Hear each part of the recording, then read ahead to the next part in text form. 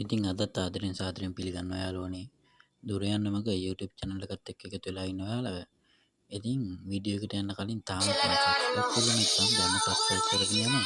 එහෙනම් දැන් යනවා යාළුවනේ අපි වීඩියෝ එකට. පානේ නතර කරන එක. ඒක නිකම්ම හිතේ හයියෙන් කරන සටනක් විතරක්ම නෙවෙයි. ඇත්තටම ඒක බුද්ධිය දිනන්න ඕන මෙහෙයුමක්. ඉතින් අද අපි කතා කරන්න යන්නේ අන්න ඒ මෙහෙයුම පිටිපස්සේ තියෙන විද්‍යාව ගැන. මේක නිකම්ම උපදේශ මාලාවක් නෙවෙයි. මේක සාර්ථක වෙන්නම හදපු විද්‍යාත්මක සැලැස්මක්.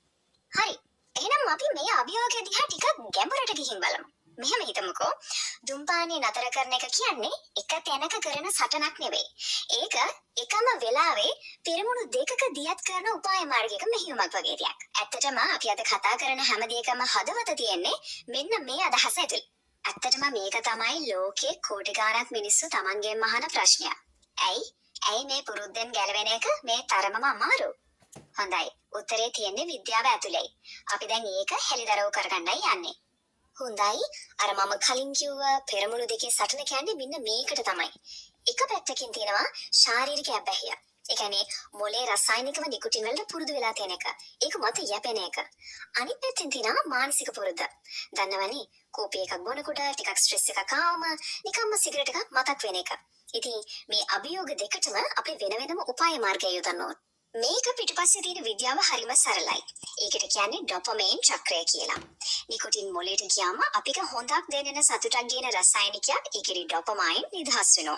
ඉතින් මේකෙන් තමයි අර තෘප්තිය ආයම දුම් බොන්න විතර දැඩි ආසාව ඇති වෙන ප්‍රබල චක්‍රය හැදෙන්නේ. හරි. එහෙනම් අපි මුලින්ම බලමු මේ පළවෙනි පෙරමුණට ඒ කියන්නේ ශරීරයේ නිකොටින් වලට තියෙන මේ රසායනික ඇබ්බැහියට කෙලින්ම මුහුණ දෙන්න පුළුවන් විද්‍යාත්මක ක්‍රම මොනවද කියලා. පළවෙනි උපාය මාර්ගය තමයි NRT. ඒ කියන්නේ නිකොටින් ප්‍රතිස්ථාපන ප්‍රතිකාරය. ඔය පැච් චුවින් ගම් වගේ දේවල් තියෙන්නේ.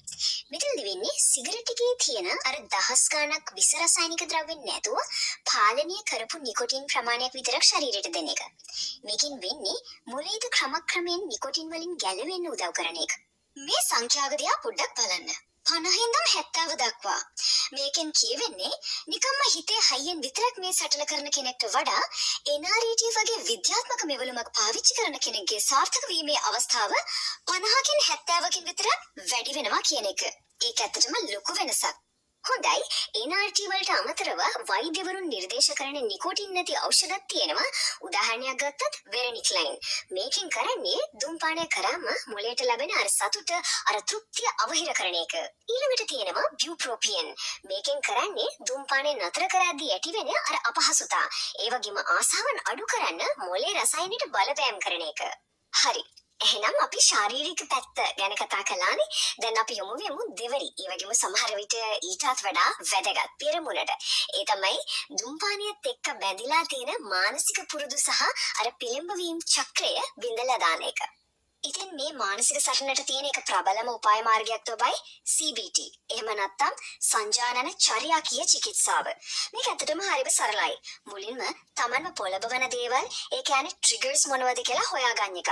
ඒක කෝෆි කෝප්පයක් වෙන්න පුළුවන්, ස්ට්‍රෙස් එකක් වෙන්න පුළුවන්. ඊට පස්සේ ඒ වෙලාවට සිගරට් එකක් පත්තු කරන අර ප්‍රතිචාරය වෙනුවට අලුත් සෞඛ්‍ය සම්පන්න ප්‍රතිචාරයක්, ඒ කියන්නේ ඇවිදින්න යනවා වගේ දෙයක් ආදේශ කරන මොලේ පුරුදු කරන එක තමයි මෙතනදි වෙන්නේ. මෙන්න මේක නම් අනිවාර්යයෙන්ම මතක තියාගන්න ඕන දෙයක්. නිකොටින් වලට දැනෙන අර දරුණුම ආසාව ඒක සාමාන්‍යයෙන් පවතින විනාඩි 3-5 අතර කාලයක් විතරයි.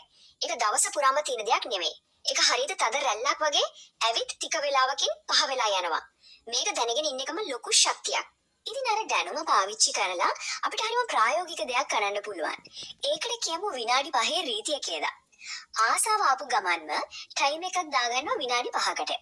ඊට පස්සේ ඒ විනාඩි 5 ඇතුළත වෙනම දෙයකට හිත යොමු කරනවා. වතුර වීදුරුවක් බොනවා, පොඩ්ඩක් ඇවිදලා එනවා වගේ දෙයක්.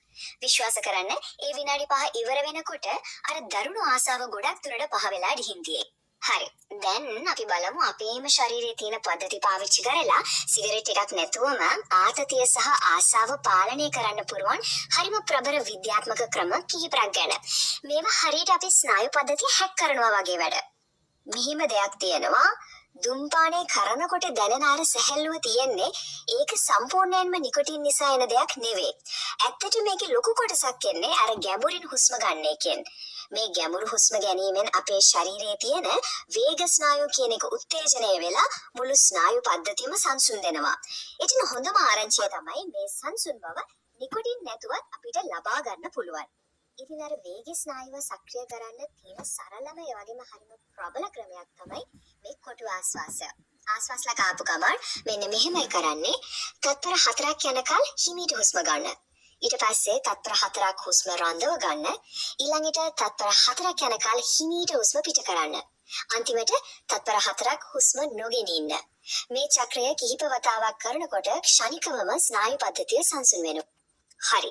අපි කතා කරන්න යන ඊළඟ බලවත්ම මෙවලම තමයි ශාරීරික ක්‍රියාකාරකම්. ඒ කියන්නේ ව්‍යායාම. නිකොටින් නැතිවීමේදී ඇතිවන අර අපහසුතා සහ ආසාවන් එක සටන් කරන්න තියෙන හොඳම ක්‍රමයක් තමයි ව්‍යායාම. ව්‍යායාම කරනකොට ඇත්තටම මොකද වෙන්නේ? හොඳයි. එකක් තමයි මුලින් ස්වභාවිකවම සතුට ගේන රසායනිකයක් කියන්නේ එන්ඩෝෆින් නිදහස් වෙනවා. දෙක දුම්පානය කරන්න තියෙන ආසාව තදින්ම අඩු වෙනවා.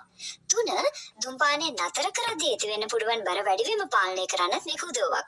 ඉතින් මේක නිකම්ම අවධානය වෙනදකට යොමු කරන එකක් නෙවෙයි. මේක ඇත්තටම දුම්පානයට මොලේ දක්වන ප්‍රතිචාරයම නැවත සකස් කරන හරිම ප්‍රබල ක්‍රියාවලියක්. හරි. එහෙනම් අපි මේ කතා කරපු හැම උපාය මාර්ගයක් මේකට එකතු කරලා බලුවම අපිට හරිම පැහැදිලි නිගමනයකට එන්න පුළුවන්. ඒ තමයි මේ ගමනේ සාර්ථකත්වය රඳා පවතින්නේ නිකම්ම හිතේ හය මත විතරක් නෙවෙයි. ඒක රඳා පවතින්නේ නිවැරදි උපාය මාර්ගය මත. ඇත්තටම මේක තමයි අපි මේ කතා කරපු හැම දෙයකම කේන්ද්‍රීය අදහස. සාර්ථකත්වය කියන්නේ නිකම්ම හිතේ හයියෙන් විඳ දරා ගන්න එකක් නෙවෙයි. ඒ වෙනුවට අර පෙරමුණු දෙකේම සටනට, ඒ කියන්නේ ශාරීරික අබ්බැහියට වගේම මානසික පුරුද්දට ඒකට ගැළපෙන නිවැරදි විද්‍යාත්මක මෙවලම් පාවිච්චි කරලා කරන බුද්ධිමත් මෙහෙයුමක්. ඉතින් මේ විද්‍යාව දැනගත්තට පස්සේ තබන්න පුළුවන් පළමු පියවර මොකක් වේද? මොකද මේ දැනම ක්‍රියාවට නම්වන්න තබන අන්නේ පළවෙනි අඩිය තමයි හැම දෙයකම වඩා වැදගත් වෙන්නේ.